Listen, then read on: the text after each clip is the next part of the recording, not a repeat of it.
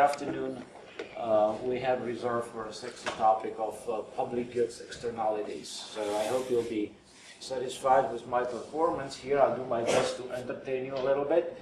But before we start with the serious stuff, and indeed the business cycle is a very serious stuff. While being here, I watched some CNN news and BBC news, and everybody's talking about crisis, as you know, and the situation is described as the end of capitalism.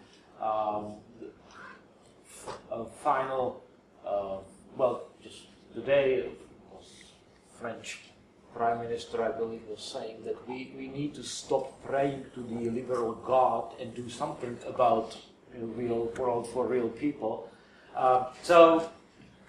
What I will try to explain today, hopefully it will be very relevant to our understanding what's going on in the world of finance in these days.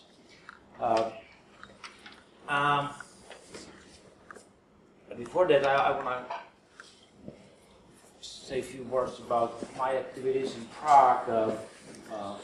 I'm the professor in economics. I may be the youngest full professor in the country. I don't know, but that might be the case. I'm chairing the Department of Institutional Economics, and also I work for a think tank called the Liberal Institute of Prague, where I'm responsible for book publications. And what we have done in the last 10 or so years is actually that we made available a lot of classical books, not only about economics, but also about political philosophy, about law, all that connected to the questions of freedom, markets, and also indeed regulations and governmental interference. So I might make a lot of references to books which I know I like a lot, and I guess students of economics, and not only of economics, but all social sciences should actually read a lot, otherwise they can be very easily confused by people who have a strong interest in confusing you, get your votes, and ideally your money as well to their disposal. So, let's start with the question of money. Money matters, as Milton Friedman has always said, and I know you had a lecture on banking a while ago, and the question of central banking versus the sort of market-based banking, free banking, things like this. So let me start by asking you, how come money comes about? How come we have money? How do money emerge? Can you give me a hint how it happened? Anybody? It's inconvenient to carry a golf all the time, and means that it needed for exchange. So intermediation or facilitation of exchange. You mentioned gold, so you all heard that once upon a time gold used to be money. It's not anymore. And what you said about facilitation of exchange actually means that there are economic reasons for having money. So the point is, money is not the creation of the state. Money is a market phenomenon. People who explain those complicated social phenomena often speak about spontaneous emergence of things like money, and they compare it to, for example, things like language. Language also emerges as a result of interaction without having somebody to define the rules in advance and hence give humanity language.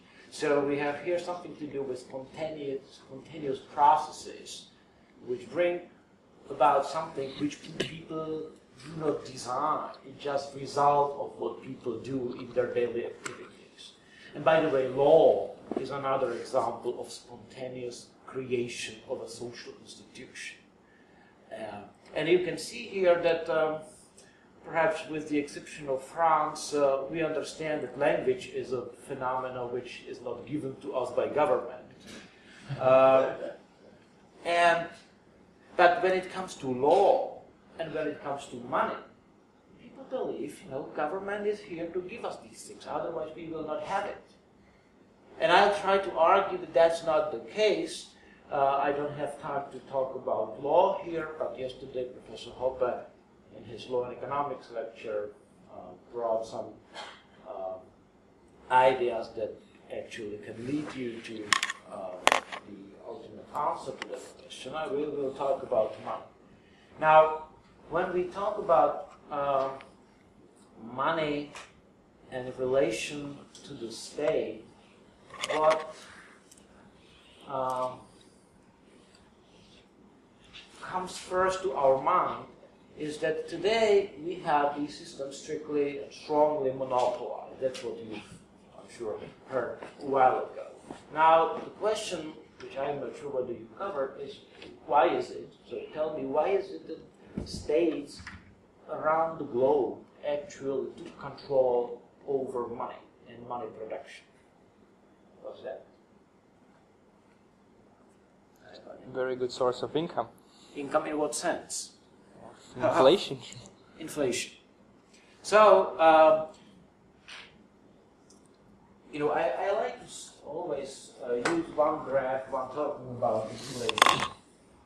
If you draw inflation over time, anytime if you have done what I'm about to say, stop me and I'll skip it and I'll have plenty of things to share with you. If you have time here and you draw inflation, now,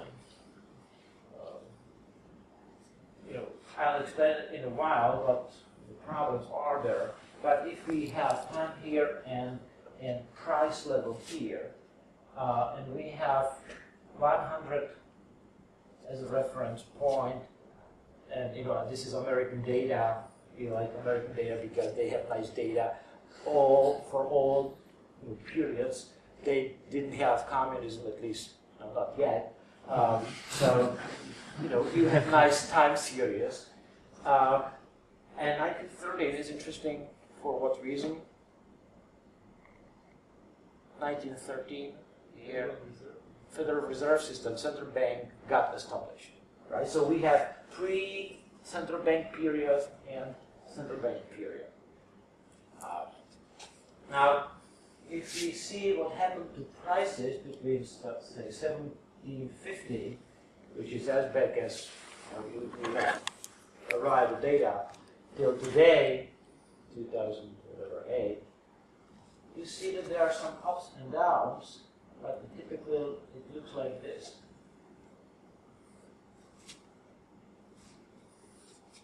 Pre-banking, pre-central banking era. Sometimes money, or not money, but consumer prices or price level tripled, for some time went down, up and down.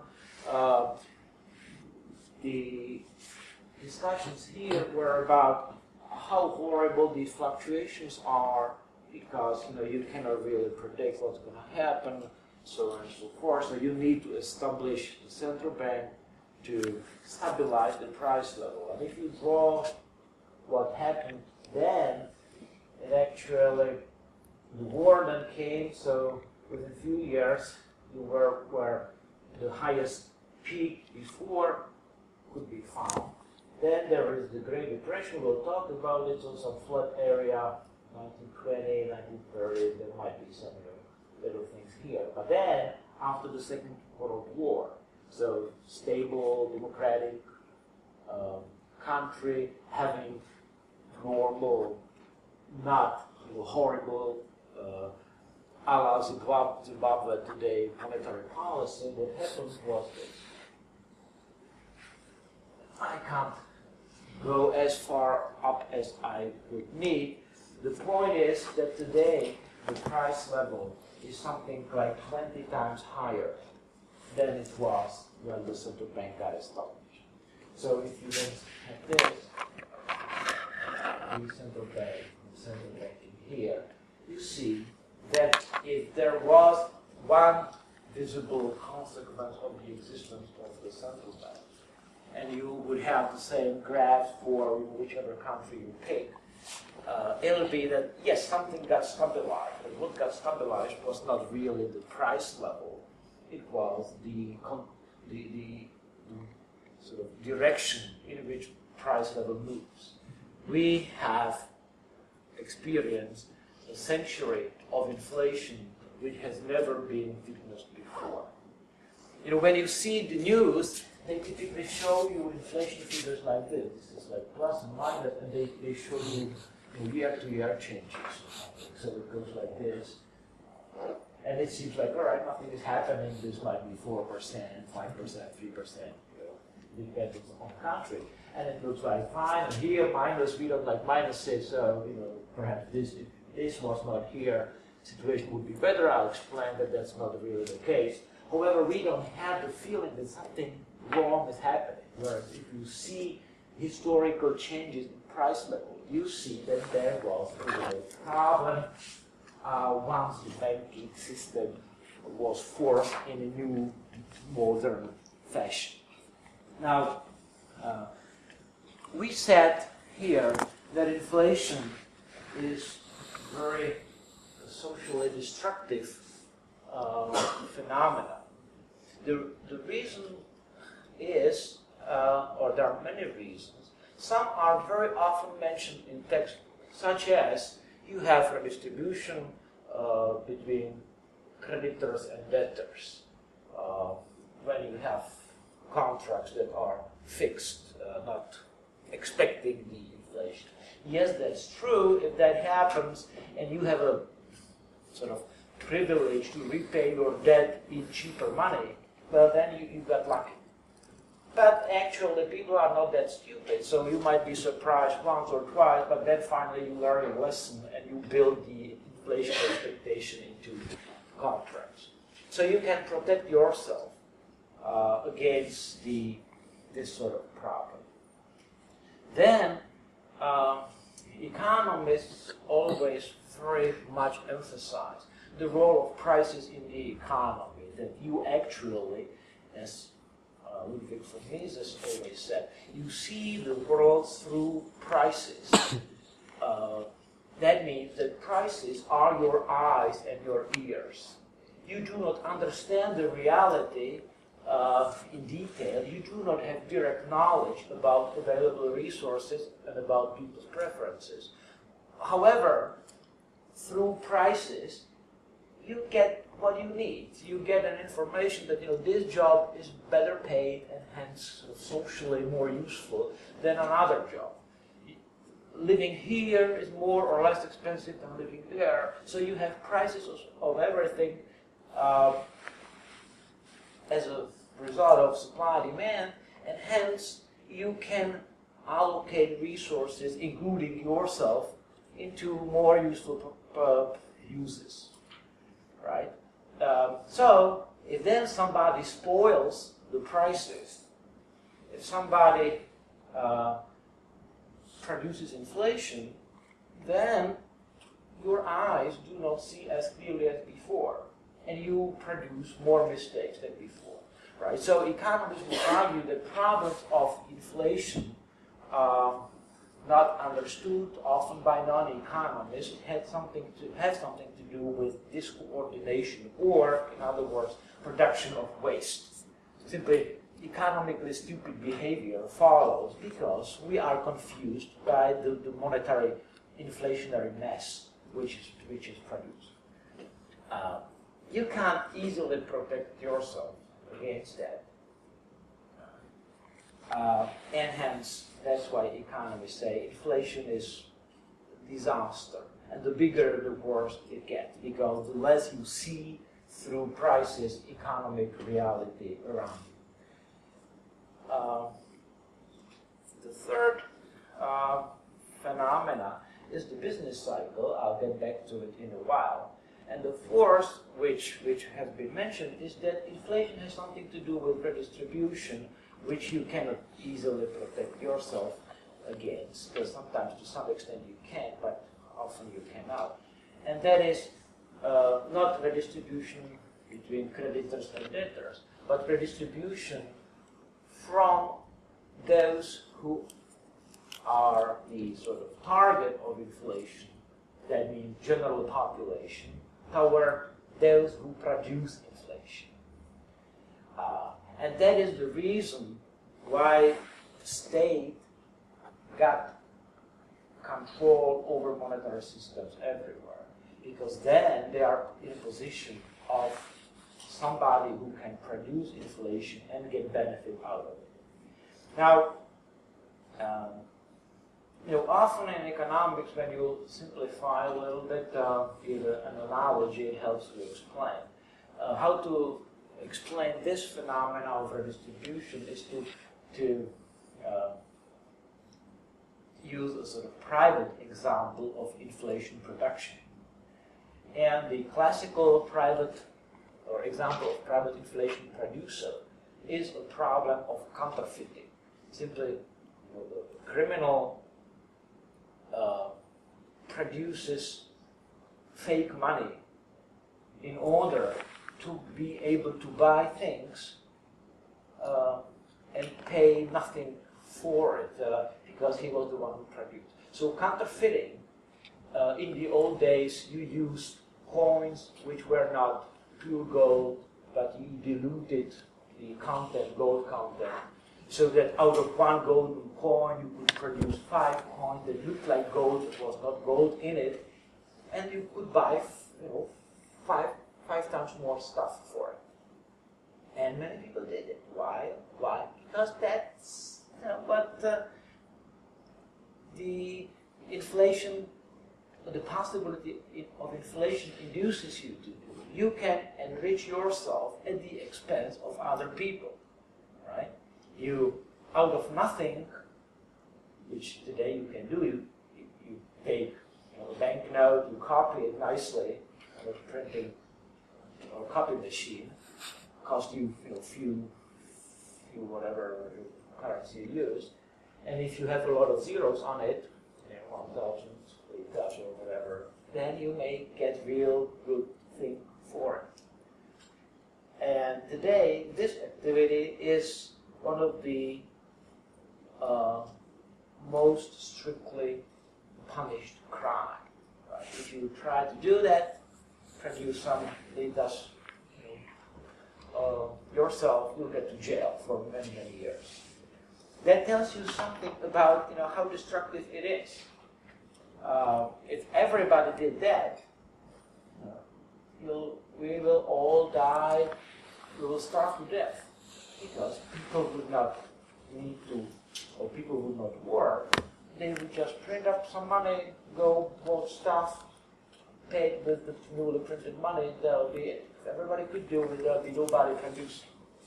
So you see that actually that's not compatible with social life, economic development. It just erodes to the very end, poverty, starvation.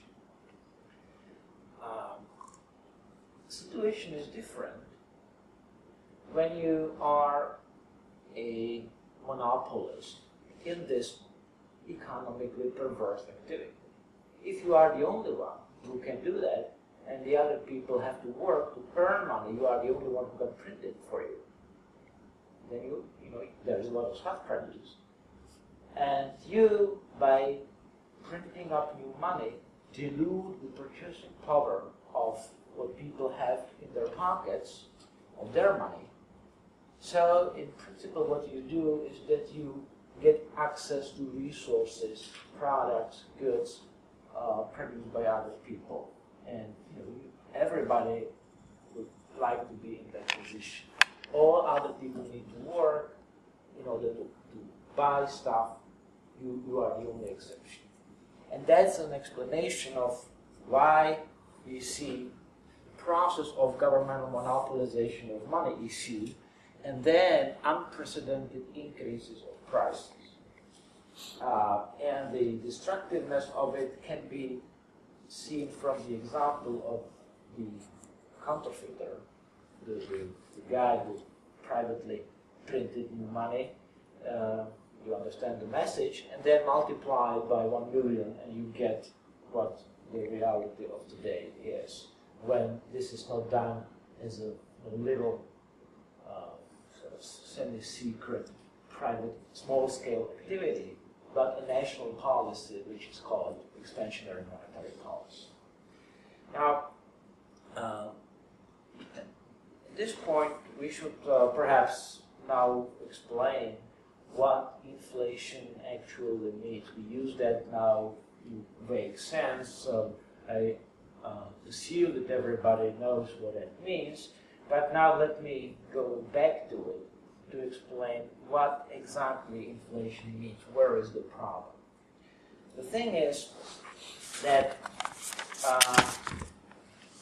originally inflation, the concept, meant something else than what it means today. The verb inflate means like increase the quantity, like you inflate a ball, so something gets bigger, or it multiplies or something.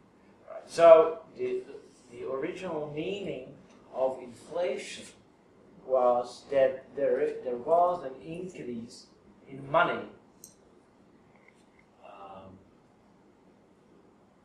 Typically, what has been added was, which is in addition to the amount of gold in the economy. So, in the old days, when gold was money, if you simply printed out more paper certificates to gold than the amount of gold which was available, you had some paper which was not covered by gold, and hence there was more paper certificates than gold available. So if all people wanted to get what was typically written on the banknotes, a certain amount of units of gold, it'll be discovered that there is not enough of it for everyone.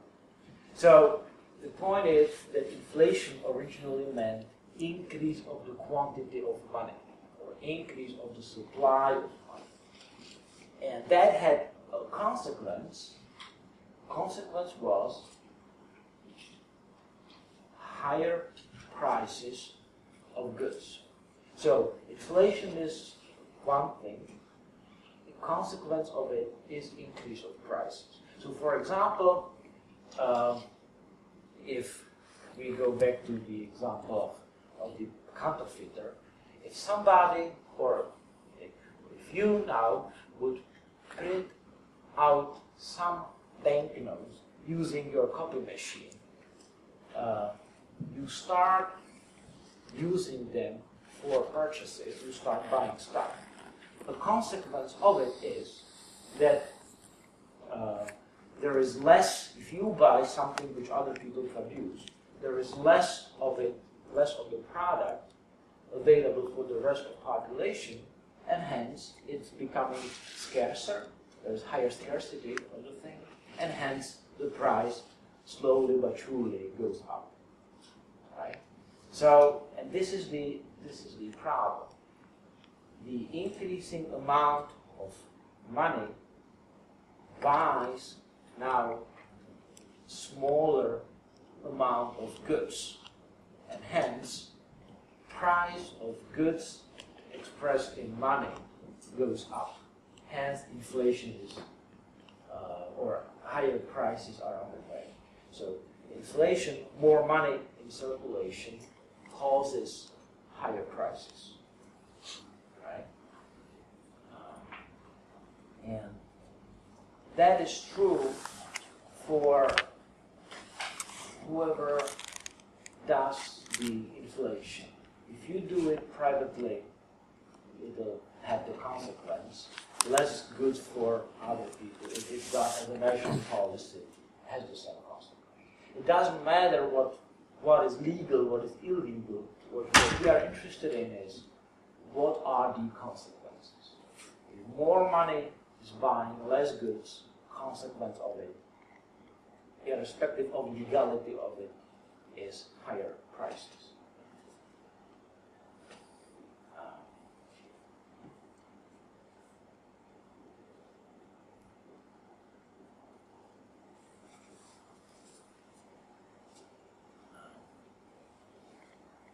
hence the second half of the 20th century should tell you that over that period, even if most capitalist countries, a lot of new money got created, hence prices started to grow and they keep growing. And at the same time, the reason for it was that the ones who have the money first, the ones who can inflate the money, they buy with new money for old prices, whereas the rest of the population over time experiences higher prices, so they cannot buy as much as before. So a distribution from the masses of population power there is who produce inflation. It's very nicely visible when you do it more than what standardly is a situation, such as today's Zimbabwe. You see that the inflation currently, or the increase of prices, is something like a few billion% per day. It's if the money is now worthless. People are impoverished. The country is completely down. Very few people got very wealthy. This is exactly it. You now see it. The president and a few of his friends, and perhaps some army, his bodyguards, and some people very wealthy. The rest of the population impoverished because of what economists call the inflation tax. By diluting the purchasing power of money in people's pockets, you actually sort of steal their money without having your hand in people's pocket. It's a very smart way how to impose taxes. And that's why it's done so often. Another horrible example from recent history is Milosevic and Yugoslavia.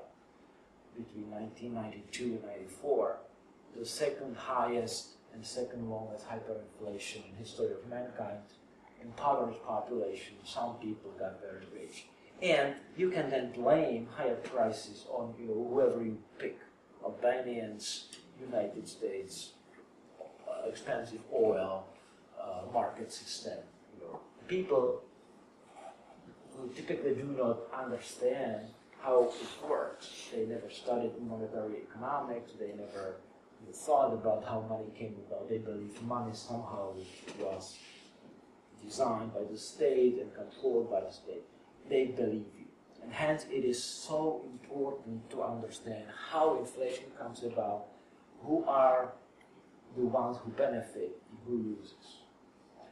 At this point, I guess it should be clear that inflation is a horrible, destructive thing for numerous reasons, and that it got monopolized for this invisibility of taxation which can be done through inflation. And that's why all governments like it, because then you can spend a lot of money buying political power.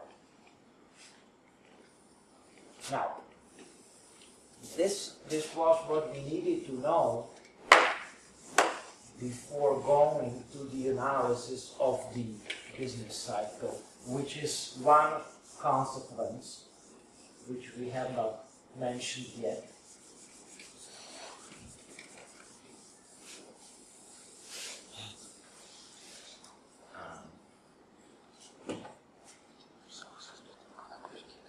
And which is a crucial contribution of economists from the continental European tradition, the so-called Austrian school, especially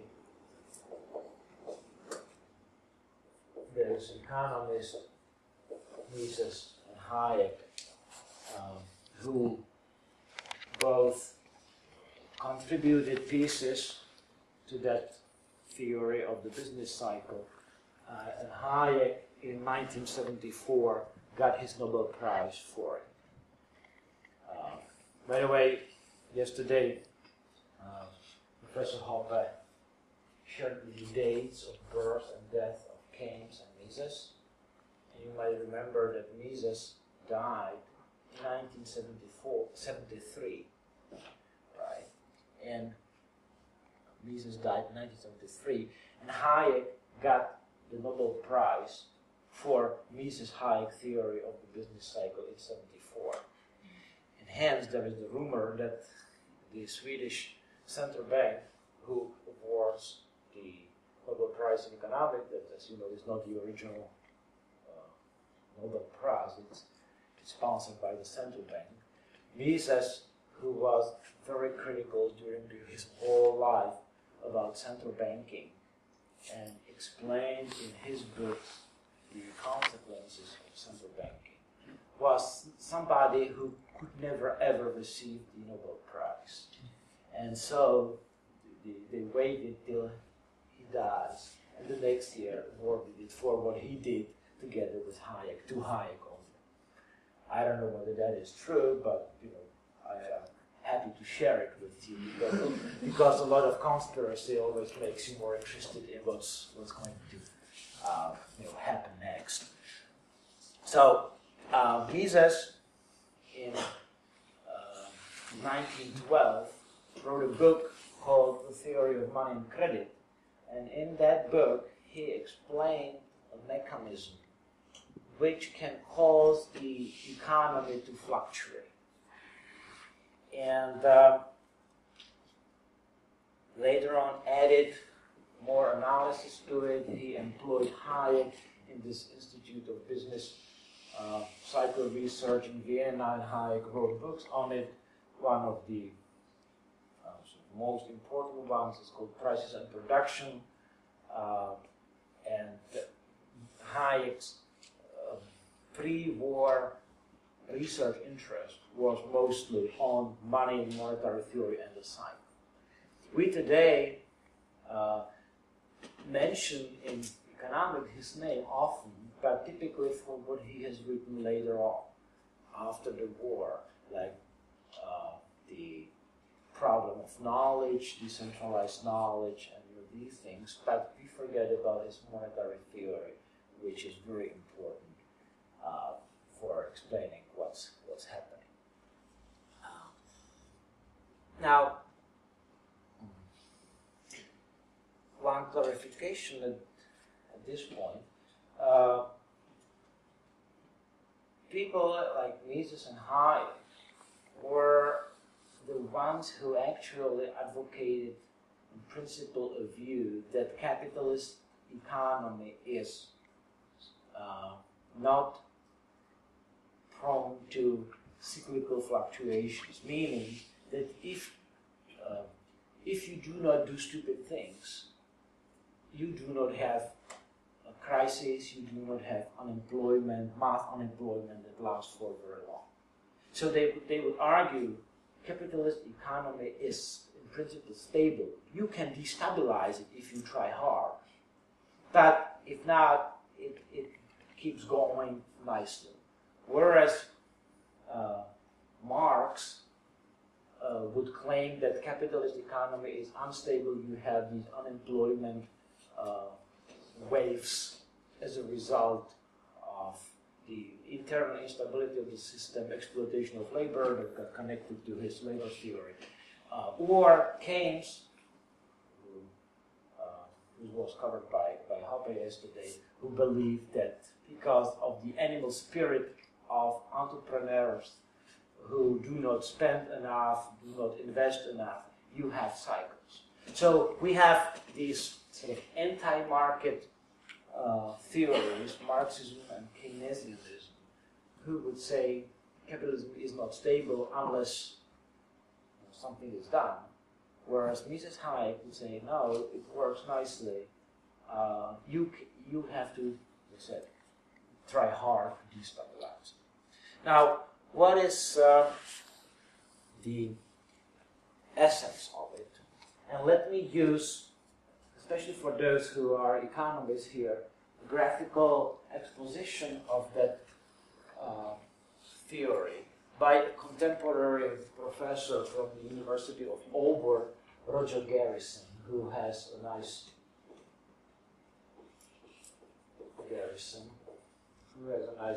graphical scheme. Mises and Hayek never used that. Hayek actually used part of it. but it's just to visualize ideas. So it's not necessary to memorize the schemes, but those who are economists, you might find that useful. So let me draw these graphs and then contrast that explanation with what you may know from your economic classes, the concept of the so-called Phillips curve. Economists know, right? You know that. So, first three elements of that graphical illustration. One is called the Hayekian triangle.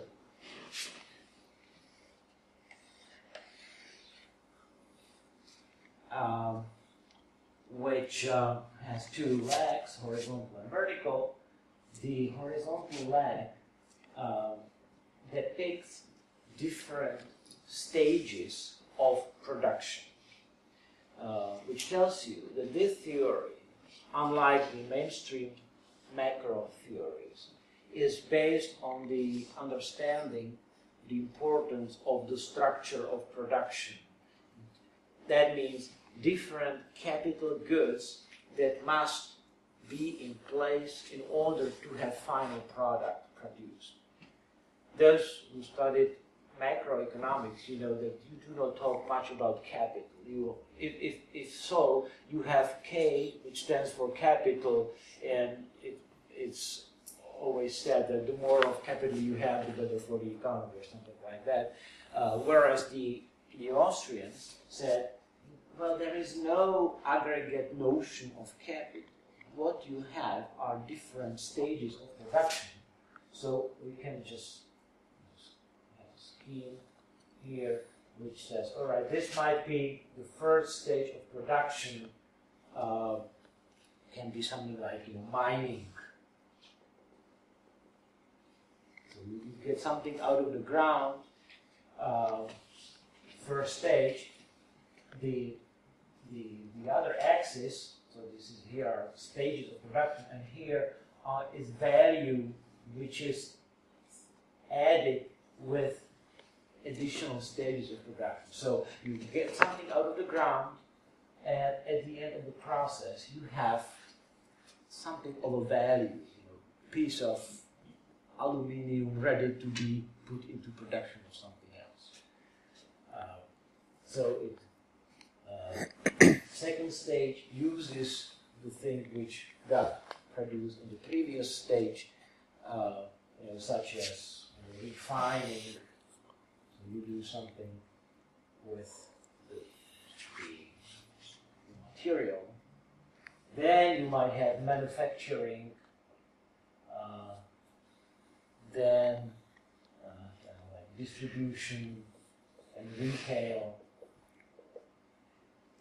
This is just to give you a flavor of what it means. The idea is you have to have several steps in the production which add new and new value. And at the end, here, this is the final value for a consumer.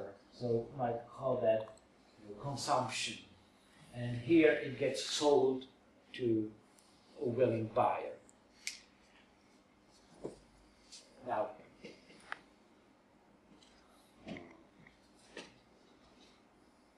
so behind that exposition, you have to understand that there are different markets, like market for workers in mining industry, market for those who distribute things. So kind of different parts of the labor market with different demanders and suppliers.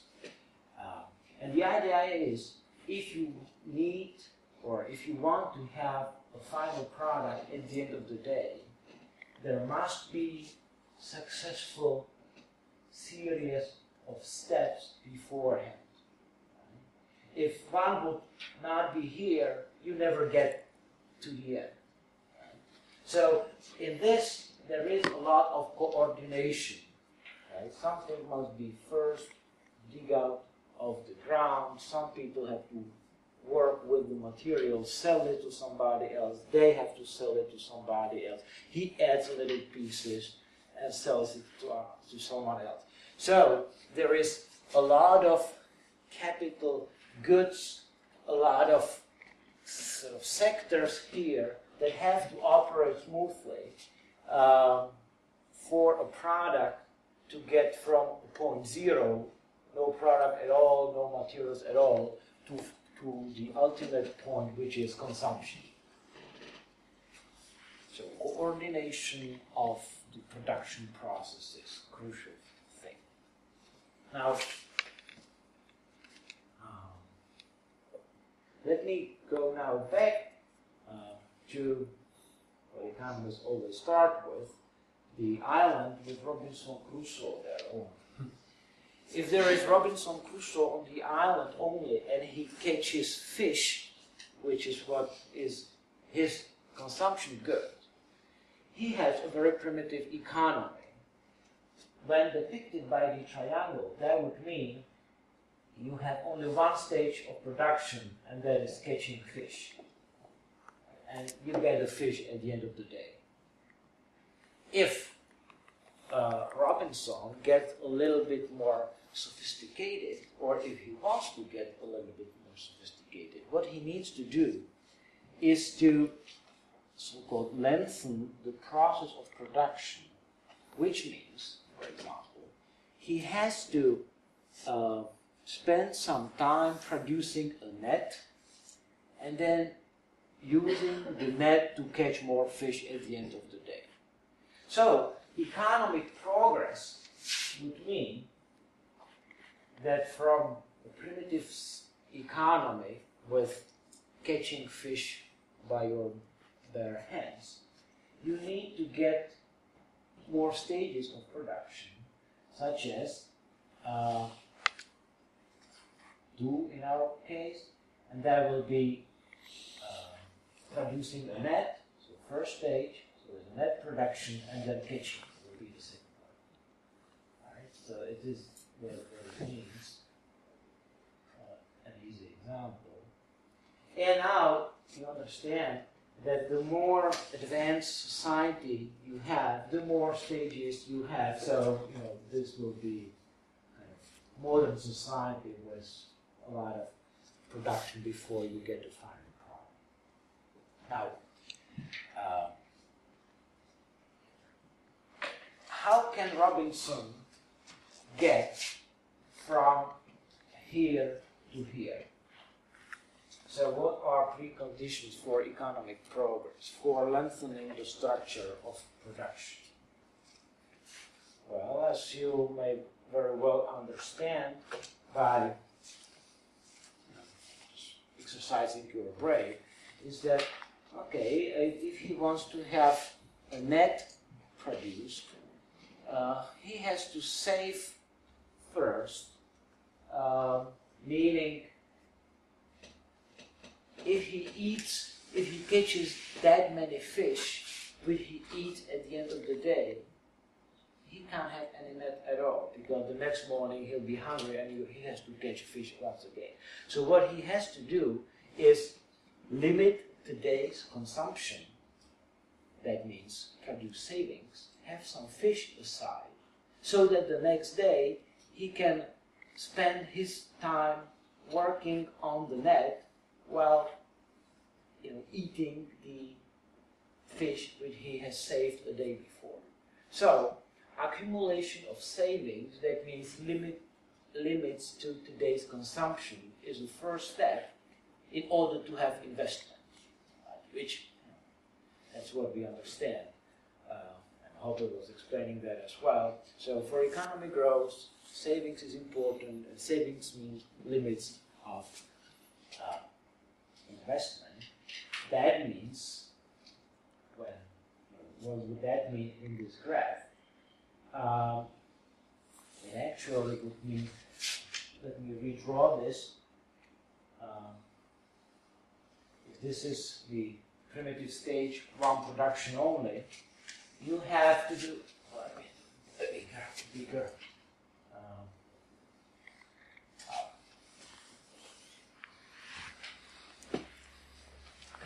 Utzon has to do is reduce consumption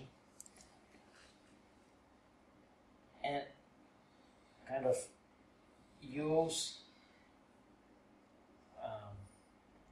the fish which he has not eaten to be a source of extension of his production process. So the triangle from the original green one has to look like this. Less consumption, more investment. So it gets flatter, and then the investments could start producing the output, meaning more fish caught by newly created net. So now you see how production processes, visually see it, production processes has to change in order to move toward more production. If you want to add additional production stage, that means to make your economy more modern, more productive, to have more investment, you have to save first, that means limit consumption, save resources, use them as investment, and then you can start growing. The growth would mean, and once again, remember this is not an empirical tool that just visualize what we talk. The expansion then, economic growth would look like this, like shifting of the triangle in this way. So first step, less consumption, more saving, hence investments, and then with more fish we can actually achieve more of everything, economic growth. Now,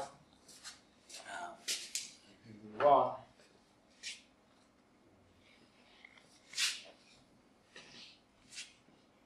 To other tools used by Garrison. Something which economists call production possibility frontier. That means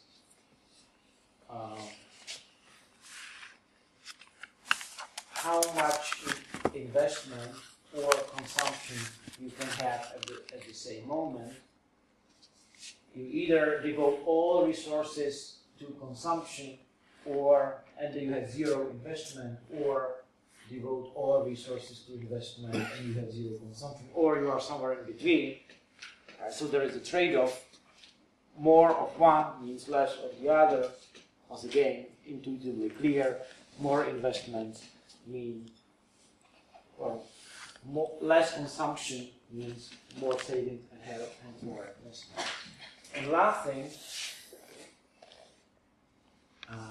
is what gets also connected to what Hoppe was talking yesterday. The graphical exposition of a link between interest rate and savings and investment. The whole thing can be called a market for loanable funds. Basic idea, savers are the ones who provide savings, and you provide more savings when interest rate is higher. So this will be savings or supply of loanable funds. And there will be demand of loanable funds, meaning if a firm can borrow for small interest rate, they'll borrow more. If the interest rate goes up, they will borrow less. So hence, as a result of the availability of savings and demand for savings on behalf of firms, you will get a market clearing interest rate. So interest rate is something that shows you the scarcity of available resources, such as savings. And well, then, and this is what we know, this is what intuitively is, this was the only new thing. And what Garrison says is, all right, now we can actually connect these three things. Supply demand of loanable funds gives us the amount of investment. The amount of investment here actually tells us, sorry, now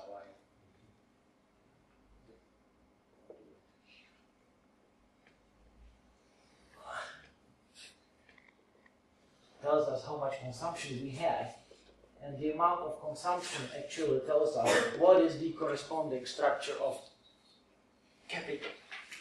Right. So we have these three things connected. Availability of savings, amount of consumption, and the corresponding processes that will produce us things which we want to buy.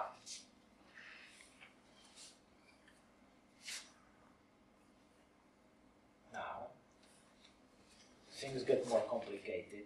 Get ready.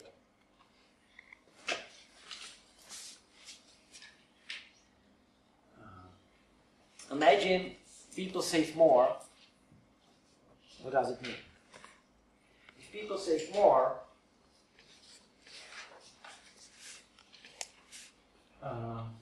there is now more supply of loanable funds, more plentiful savings, interest rate goes down, more investment in the economy,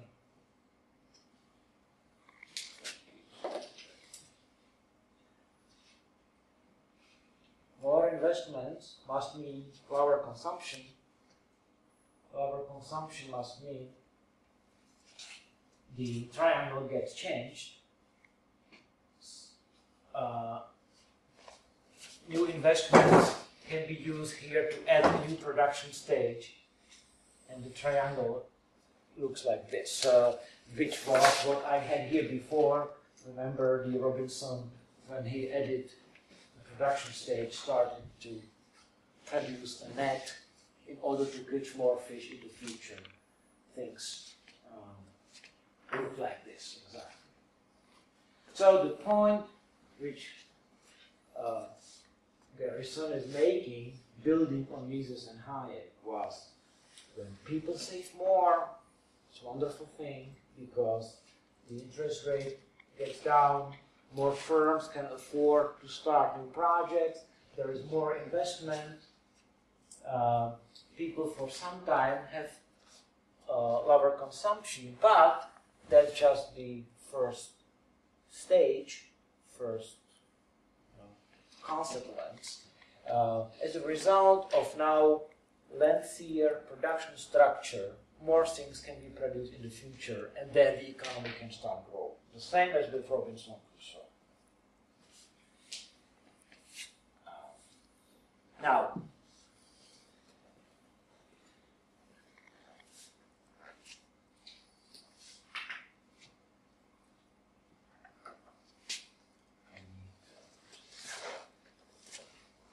this is what is called economic progress.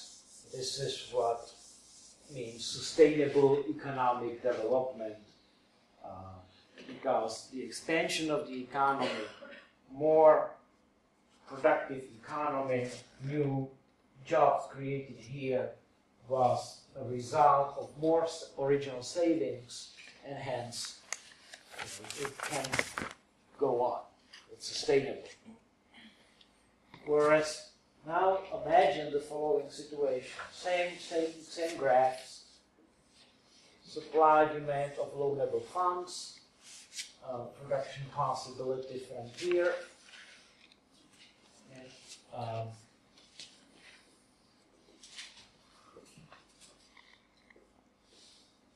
And Hayekian triangle here.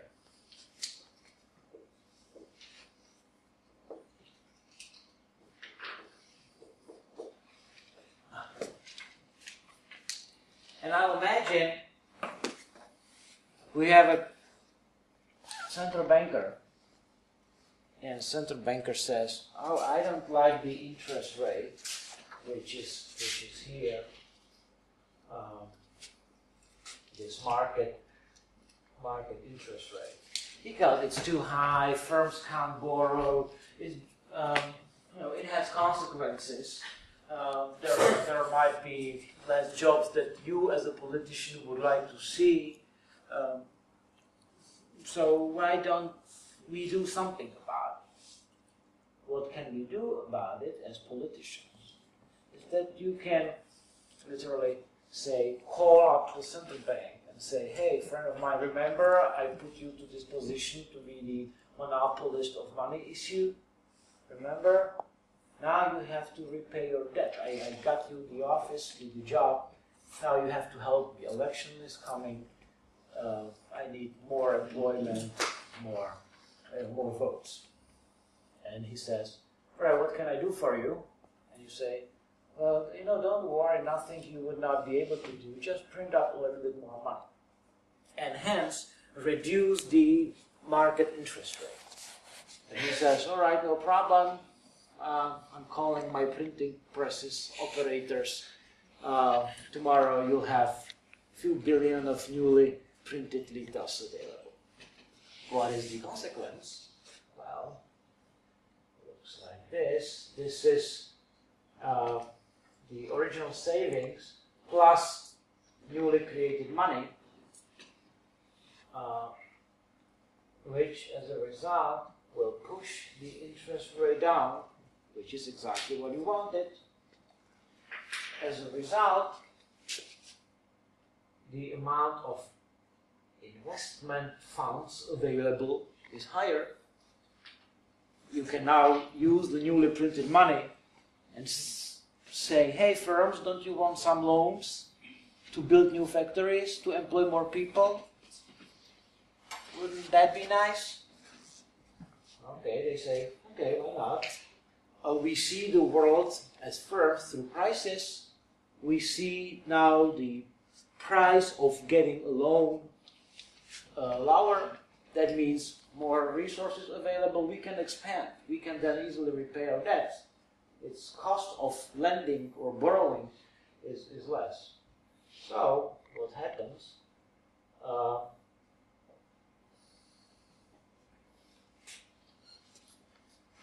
The firms expand as before. They start employing new people. They build new things, and so on and so forth. And it's sort of spreads throughout the production processes. However, now what is the what would you need to have now would be a lower consumption as before, right? Remember, Robinson had to lower the consumption of fish in order to add something. What is now happening with consumption? This is not confusing, because that's the point I'm now making. What's happening to consumption and savings? Well, with lower interest rate, actually, this is how much people save, and correspondingly, how much they consume. So what happens here is actually that people start consuming more because savings is not as economically attractive anymore. And now we might see a problem. Whereas before, some resources were saved, not that much consumed, so that more investment would follow. So you had sort of trade-off, something saved, something used somewhere else. Right? Here, you have firms behaving as if there was more savings and resources available, whereas consumers behave a different way. They now actually save less and consume more. Right? And the thing is that that behavior is actually incompatible. You cannot have both consumption and investment at the same time. That means that, yes, for some time, you have these new jobs created here, you might have even some new jobs created here as a result of lower interest rate, which is below the market interest rate. But over time, sooner or later, you discover that there is something missing in the middle. You cannot finish up processes, production processes, which you started. So the process is unsustainable, hence it's a bubble. Hence the name of the explanation of that situation is boom-bust cycle. Originally, the lowering of the interest rate causes situations which look like favorable. You have more jobs here, new firms, new factories, new houses built. It looks as if no problem is on the horizon. However, if you understand that there is some time element here, that means that there is structure of production. In order to have something converted into a final product, it has to go through several stages. You finally discover that simply resources are not available. And hence the expansion is not sustainable because there is not enough savings. That means you can imagine, and there is an amazing use the example of bricks. It is as if you have bricks available for building, like 4 houses. Suddenly you discover you are confused by the monetary injection, and you behave as if there were bricks for 5 or 6 houses. You start to build 6 houses, and you can start building them. But in a little while, you discover that actually only 4 can be finished. Unsustainable boom. Then the question is, what do you do with them?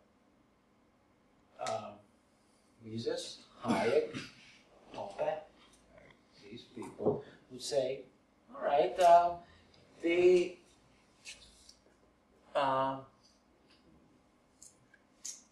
the mistake was made, was caused by monetary inflation, new money injected into the economy. People got confused. The sooner you stop building 6 houses rather than 4, the better. It'll be costly. You have to take some bricks from the construction of the 6th house and bring them back to the construction of the 3rd house. Yes, it's costly. But by no magic, you can simply multiply the number of bricks by printing more money. So the mistake was made. This is called malinvestment, bad investments. The malinvestment has to be liquidated. People had to be fired to work in a meaningful project, which are sustainable. So yes, the boom must be followed by a recession or a crisis. Some unemployment must follow. But if you do not protect, or if you do not attempt to stop the adjustment processes, this recession or crisis or unemployment period will be short, because those people who are fired here will sooner or later find jobs somewhere else. And then the economy can go on without problems. However, if you, and this is exactly what's happening now and what was Hoppe describing yesterday, if the government now says, oh, we have these projects which are not finished yet, they have been started, but we don't have enough liquidity in the banking sector, so the banks cannot provide extra credits. We have to pump more money into the economy. You do the same thing once again and once again. You keep confusing the market participants. You push the interest rate below the market clearing wage.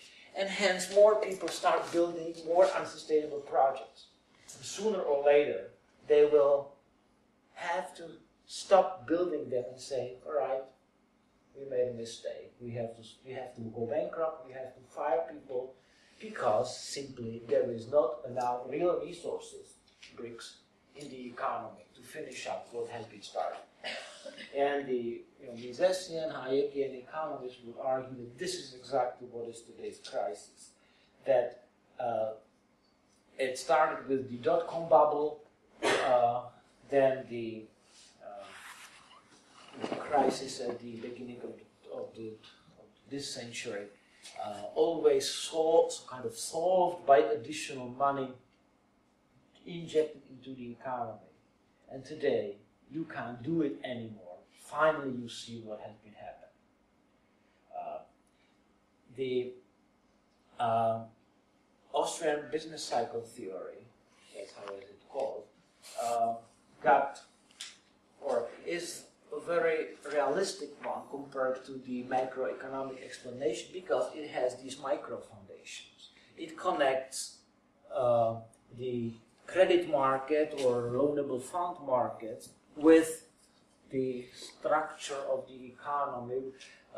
It looks at different stages of the production and can explain that this is a consequence of inflation, which other people do not, other economists do not see. They overlook it because their approaches are very aggregate.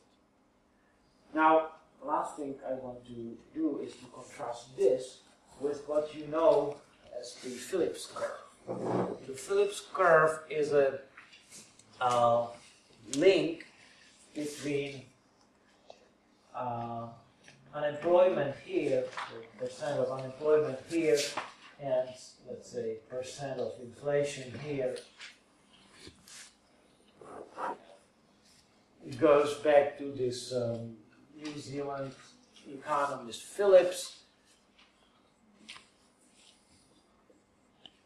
who said, and the view became very popular back in 1950s and 60s, that there is a trade-off between unemployment and inflation. You can cure unemployment by producing inflation. The politicians have a choice. If you want to fight unemployment, you just print up more money, you create inflation. So you move from one point, with this unemployment, you can move here. So you have here lower unemployment. The price you pay for it is higher inflation.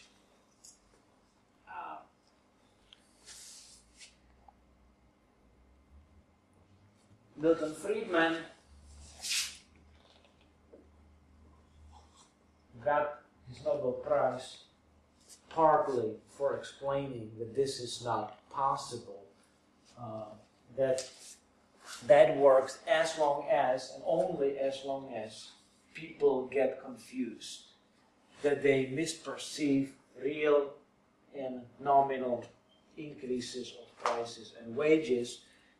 And Friedman's Nobel lecture is about the thing that he says, well, you can do this, but once you figure out that you actually enter the labor market because you believe your wages will be higher, but in reality it was not higher, it was just nominal rather than real increase of wage. You stop working once again, so unemployment gets back when it was before, and he calls this natural rate of unemployment, and says, all right, along this Phillips curve you have expectations of certain inflation.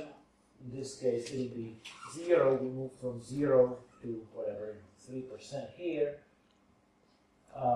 People now expect 3% inflation. We have a new Phillips curve, and now if you want to reduce unemployment, you have to surprise them by higher inflation, so you then will get the same effect, and so on and so forth. And he says, then these are just short-term Phillips curves.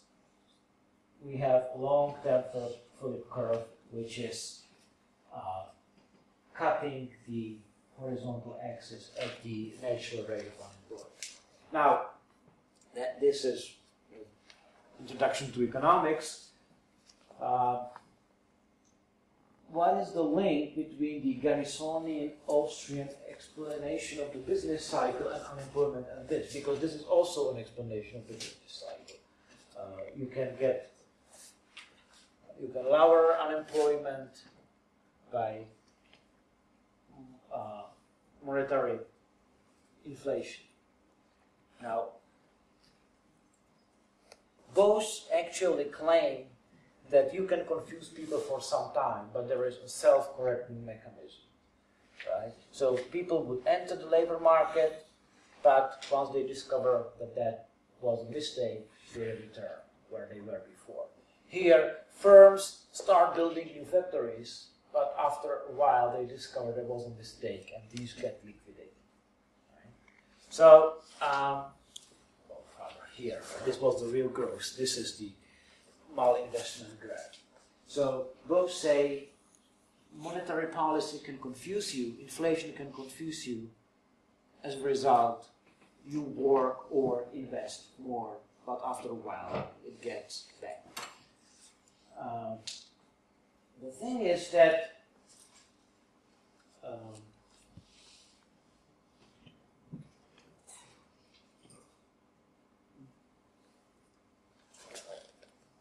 look what we have here, and what we have here. Friedman works with inflation, meaning price level changes, whereas Austrians, Garrison, Mises, Hayek, work with the original definition of inflation, which is increase of money. It's important for the following reason. Imagine you have what the situation was, for example, during the 1920s. You do not have increases of price level. You have consumer's price index 0. You don't have what we today call inflation. You have zero inflation. Friedman would say, well, if we have zero inflation, that's fine. You can't have a problem. People cannot be misled. Whereas Garrison and Austrian would say, that's not true, because what matters is not price level. Price level actually does not exist. It's a very vague and problematic concept. What you have here is new money injected into the economy. That is what matters, because this injection lowers the interest rate, causes malinvestment.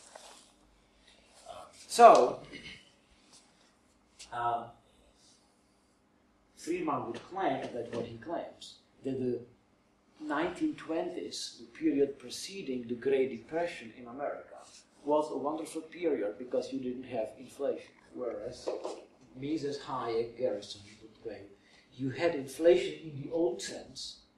The cycle was going on. People only do not see it because they misunderstood what inflation is. There were money injected into the economy, so this coordination started to operate. Consequences followed. Great Depression. So they see something what Friedman do not see. They see the economy through the capital market, through this, and hence they can tell more than what Friedman can say about the economy, because he just has some aggregate unemployment rate here and some price level changes here. It's not enough. So they talk about the same thing. Only the Austrians see more than Friedman sees, because Austrians see labor market here, many labor market sectors here, and they need to coordinate. Now, let me elaborate on this a little bit, because this is very important.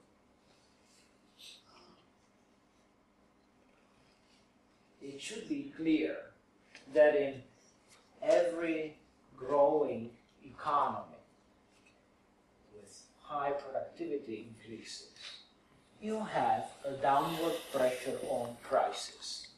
Productivity simply pushes costs down and prices down, so productivity would cause prices to fall over time. This is what we have witnessed during the 19th century. Remember the graph I had before there? There were these ups, inflationary periods orchestrated by governments. But then there was a slow decline of prices, which is exactly what you should see in every healthy economy. Prices go slowly down as efficiency improves. On the other hand, when you have new money injected into the economy, as I explained, prices start going up. So you have efficiency, this downward pressure is efficiency, and upward pressure is inflation or monetary injections.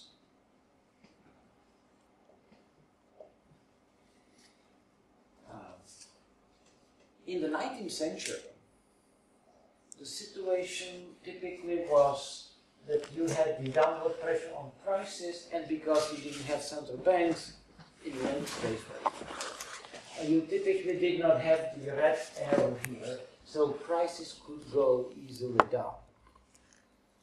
And people saw it. They could experience falling prices, and they saw that this is actually a good thing. Today, do we see sometimes falling prices? The question is, yes, we sometimes saw it, and it's only where the efficiency effects are stronger than the monetary effect, so that you have some difference here, like declining prices. This minus this is this.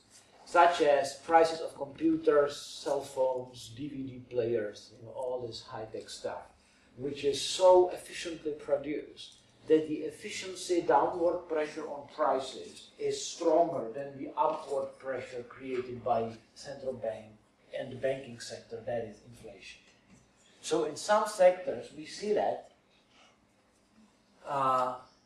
Typically, however, that's not the case. That's why we have the 3, 4, whatever percentage point increases of inflation. That there would be small pressure in bread production, right? Price of bread would be getting more efficient. However, there is inflation pushing prices up, so the result will be growing prices of bread slowly. And the thing is now to realize that what Friedman sees through his macro approach, and what many people believe is reality when they see inflation through consumer price index. They see just these black little things, and they believe this is telling the story. If prices go up a little bit, this is inflation. They would call this deflation. They would call declining prices in the DVD sector production deflationary problem, perhaps. Whereas the Austrians say, hey, this is completely wrong, because even if imagine this situation: efficiency pressure on prices through the market operation, monetary injections so that prices go up. So CPI, consumer price index, CPI equals 0 here, 0. So 0 inflation in modern sense. People say, oh, no problem, no inflation going on, central bank is doing a wonderful job. The central bank is printing money like crazy. You see the red arrow here. We just do not see it. This process of lowering the interest rate is going on in this situation, in this, and this. Anytime you have the monetary effect, the monetary addition to prices or inflation in the old sense, that means more money in circulation, you have problems which we described at the beginning of this talk, which economists consider very destructive. Discoordination, business cycle mechanisms starting to operate, and some other things. The problem is that many people do not see it today because the inflation has a new meaning and it hides the consequences of bad governmental policies. So I would say this is the distinction between the old definition of inflation and modern definition, which is what originally used to be consequence of inflation, is important to realize. I hope it's clear from my exposition. And then standard neglect of capital structure in the business cycle explanation, which Misesian business cycle does not have, because it always tells you, hey, there is a need to coordinate throughout the production of the product. There is time going on, whereas the standard macro does not consider time at all. They consider everything to work like this, no time involved. And hence, Austrians do see much more than classical macro economists. Additional comment. This is the original explanation, so new money injected and hence lower interest rate. It can very easily, the interest rate can be manipulated in a different way, which perhaps today is more relevant, or is also relevant, and that is that you decrease it by ignoring or subsidizing or somehow deleting the risk premium on borrowing money. Such as today America crisis. As you know, there were these semi-state, semi-private, whoever under state control, mortgage associations that through state subsidies were able to buy from standard banks risky mortgages. And hence, banks could avoid to pay the risk premium. And hence, they behaved as if the interest rate was down, not because necessarily new injection into the economy. That was going on as well, but simply because of the state who said, don't worry about borrowing. We'll take care of the risk. We'll subsidize the risk. You actually perform a very beneficial role. You enable poor Americans to own homes. We know that you would never ever borrow them money under normal conditions because there is no way how they can repay. But we'll help you out, and actually, as long as home prices keep going up, that scheme can finance itself somehow. It can survive. However, the monetary expansion, which is huge in the US, whereas now in Europe as well, and in China actually recently they do the same.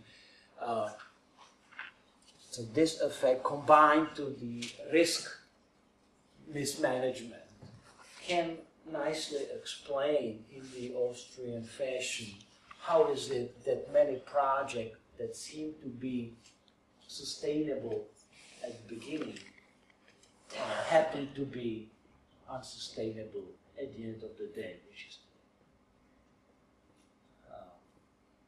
I have already said the solution. So the explanation of the crisis is here in this thing.